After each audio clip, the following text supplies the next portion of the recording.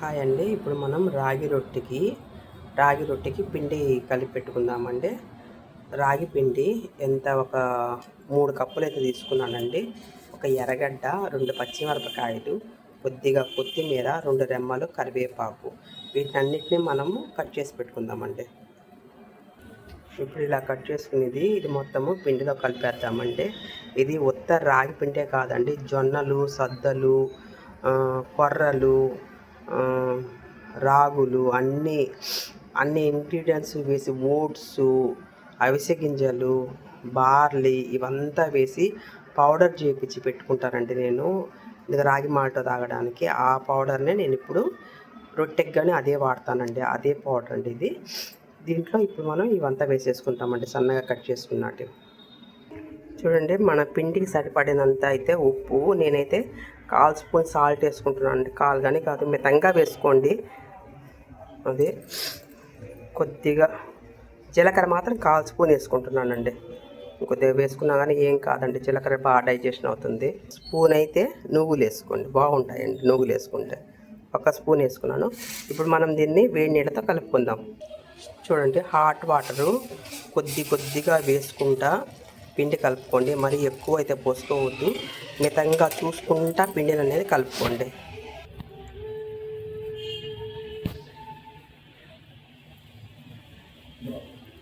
కాలుతుంది కదండి, దానికనే స్పూన్తో కలుపుతున్నాను.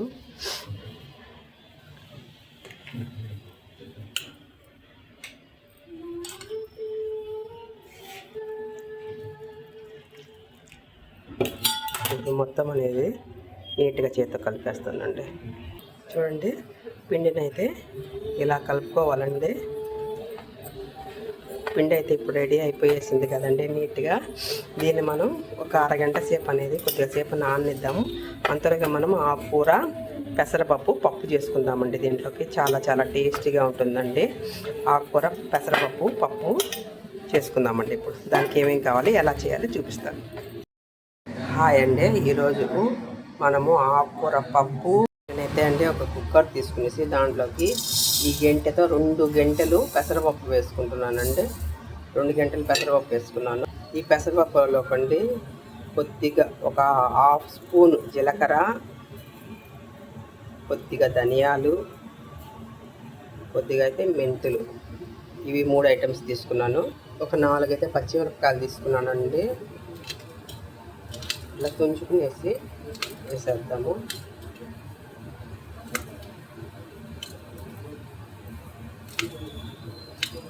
నాలుగు పచ్చిమిరపకాయలు తీసుకున్నానండి. ఒక సగం అయితే ఎర్రగడ్డ తీసుకున్నానండి, సన్నగా కట్ చేసుకునేసి సగం ఎర్రగడ్డ తీసుకున్నాను. ఇప్పుడు కుక్కర్ పొయ్యి మీద పెట్టేసి అరగంట అయితే ఆయిల్ వేసుకుంటున్నానండి. వీటిని అంతా మనం వేయించుకుందాం నీట్గా. ఒక 2 టమోటాలు సన్నగా కట్ చేసుకుందామండి. పెసరపప్పు అండి ఇట్లా కలబెట్టుకుంటా బాగా కొద్దిగా వేయించుకున్నామండి. పచ్చి వాసన అనేది పోతుంది. మనకు పెసరపప్పు కొద్దిగా జిగటగా ఉంటుంది కదండి, అది అనేది లేకుండా పప్పు చాలా టేస్ట్గా వస్తుందండి. పప్పు ఇలా వేయించుకోవడం వల్ల కొద్దిగా బాగా వేయించుకుందాం. చూడండి, ఇలా వేగింది కదా, చూడండి గోల్డ్ కలర్లోకి వచ్చేసింది. ఇప్పుడు దీంట్లోకి మనము కట్ చేసి పెట్టుకున్న టమోటా, అలాగే కొద్దిగా చింతపండు అండి తీసుకునేసి ఇవి కూడా దీంట్లో వేసేసుకుందాం. అవి కూడా కొద్దిగా వేయించుకుందామండి. చూడండి, టమోటా కూడా వేగిపోయింది కదా. ఇప్పుడు మనం నీట్గా 1కి 2 సార్లు ఆకుకూరని నీట్గా కడిగి పెట్టుకునేసామండి. ఇవి ఫ్రెష్ వాటర్లోనే వేసి పెట్టేస్తున్నాను. దానివల్ల దీన్ని ఇప్పుడు నేను నీట్గా తీసేసి ఆకుకూరలో వేసేస్తున్నానండి. ఇలా మొత్తం ఇది ఒక కట్ట అయితే ఆకుకూర తీసుకున్నానండి, అది మొత్తము వేసేసుకున్నాం. ఇప్పుడు ఈ ఆకుకూరలో కంటే 1 గ్లాస్ అయితే వాటర్ పోసుకుంటున్నాను. అలాగే దీంట్లో మనము టమోటా వేసాము, చింతపండు వేసాము, కారము వేసేసామండి, అది పచ్చిమిరపకాయ. ఇప్పుడు దీంట్లో మనం యాడ్ చేయాల్సింది కొత్త పసుపు మాత్రమే. పసుపు కూడా వేసేస్తున్నాను. ఇంకా దీనికి మనం రెండోసారి అయితే పోపు పెట్టిన అవసరం లేదండి, ఒకేసారి అన్నీ ఏం చేసాం కాబట్టి. ఇప్పుడు మనం కుక్కర్ విజిల్ పెట్టేసి ఒక 2 విజిల్స్ రాణించుకుందామండి.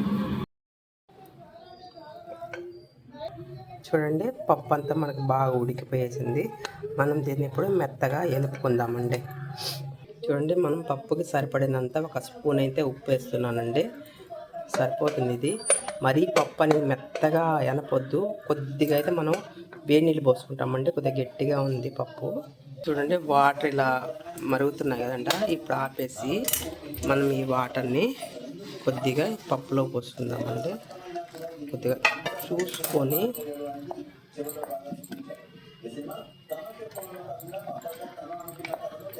మనకి ఎంత కంటెస్టెంట్ కావాలో చూసుకొని పోసుకోండి.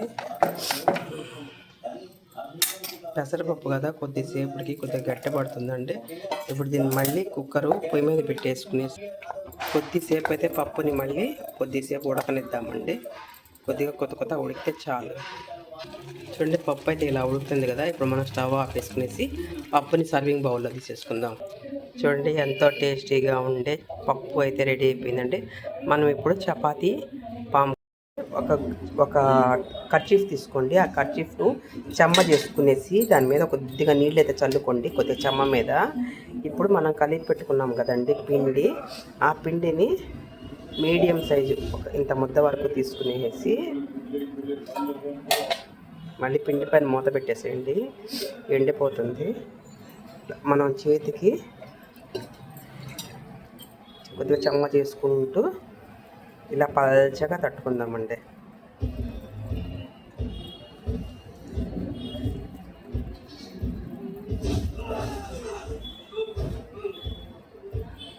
ఇట్లా పల్చగా చేసుకోవాలండి. పల్చగా చేస్తే బాగా కాలుతుంది, లోపలంతా ఉడుకుతుందండి. ఇది లావుగా ఉంటే మాత్రం కొద్దిగా పచ్చిగా అనిపిస్తుంది.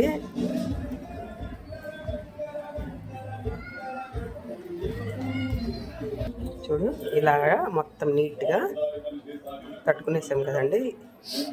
స్టవ్ వెలిగించుకొని పాన్ పెట్టుకోండి. పాన్ పైన కొద్దిగా అయితే ఆయిల్ వేసుకోండి. ఆయిల్ అయితే కొద్దిగా పడుతుందండి రొట్టెకి. ఇట్లయితే ఆయిల్ వేసుకోండి. పెనం కాలాలండి బాగా. చూడండి ఆయిల్ అయితే పెనం కాలిపోయింది, ఆయిల్ కూడా కాగింది. ఇప్పుడు మనం ఈ రొట్టెనంటే ఇట్లా చేతి మీద తీసుకొని వచ్చి జాగ్రత్తగా చిన్నగా పెనం మీద అయితే వేసేయండి. అంతేనండి. ఇప్పుడు దీన్ని మనం మీడియం మంట పైనే కాలనిద్దాము. కొద్దిగా అయితే పైన ఆయిల్ వేసుకునేసేసి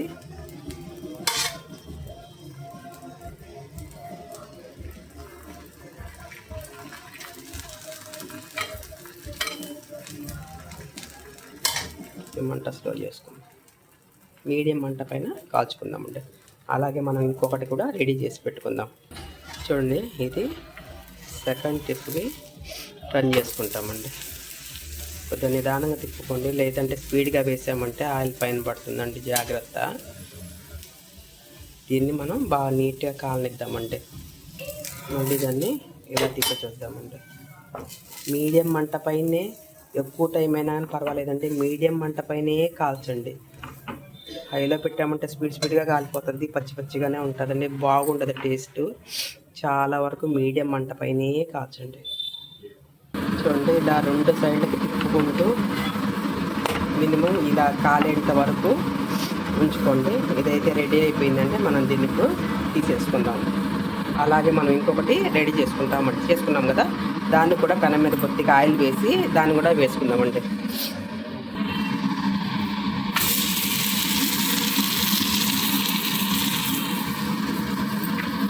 ఇప్పుడు దీన్ని కూడా మనం సేమ్ ఇందాకట్లాగే కాల్చుకుందామండి. ఇది వర్షాలు పడేటప్పుడు అలా చాలా బాగుంటుందండి. బయట వర్షం వస్తూ ఉంటే ఇంట్లో వేడిగా ఇట్లా రొట్టె తింటూ ఉంటే వారానికి ఒక్కసారన్నా హెల్తీగా ఇలా తినండి. ఎంతసేపు ఒకే టిఫిన్లో అవి కాకోకుండా టేస్ట్గా డిఫరెంట్గా మారుస్తూ ఉండండి. టేస్ట్ అనేది బాగుంటుంది. మనకు కావాల్సిన ఐటమ్స్ అంతా, మనకు ఒంటికి కావాల్సిన బలమైన అటువంతా మన శరీరానికి ఇంక్రీజ్ అవుతూ ఉంటాయండి. చూడండి ఇప్పుడు ఇది రొట్టి మనకు రెండు సైడ్లు అనేది నీట్గా కాలిపోయేసిందండి. ఇప్పుడు మనం దీన్ని నీట్గానే తీసుకుంటామండి. ఇది రాగి పిండి అనేదండి మనకు ఎముకల బలానికి చాలా బాగా పనిచేస్తుందండి. ఒక్కసారి ఇలా కానీ ట్రై చేయండి. దీన్ని మనం ఇంకా సర్వింగ్ ప్లేట్లోకి అనేది తీసుకుందామండి. మనం ముందుగా చేసుకున్న ఇప్పుడు పప్పు అండి, పెసరపప్పు, ఆకుకూర పప్పు బౌల్లో తీసుకుని వేసి కప్లోకి ఎంతో టేస్టీగా ఉండే రాగి రొట్టె పెసరపప్పు ఆకుకూర పప్పు అంటే చాలా చాలా టేస్టీగా ఉంటుంది. ఒక్కసారి ట్రై చేయండి. చూస్తుంటేనే టెంప్టింగ్గా ఉంది కదా, అందరికీ చేసుకోవాలి అని అనిపిస్తుంది కదండి. ఇలా ఒక్కసారి ట్రై చేసి చూడండి, మీకు ఎంతో నచ్చుతుందని నేను కోరుకుంటున్నాను. ఈ వీడియో కనుక మీకు నచ్చితే లైక్ చేయండి, షేర్ చేయండి, సబ్స్క్రైబ్ చేయండి. థ్యాంక్ యూ అండి. Thank you.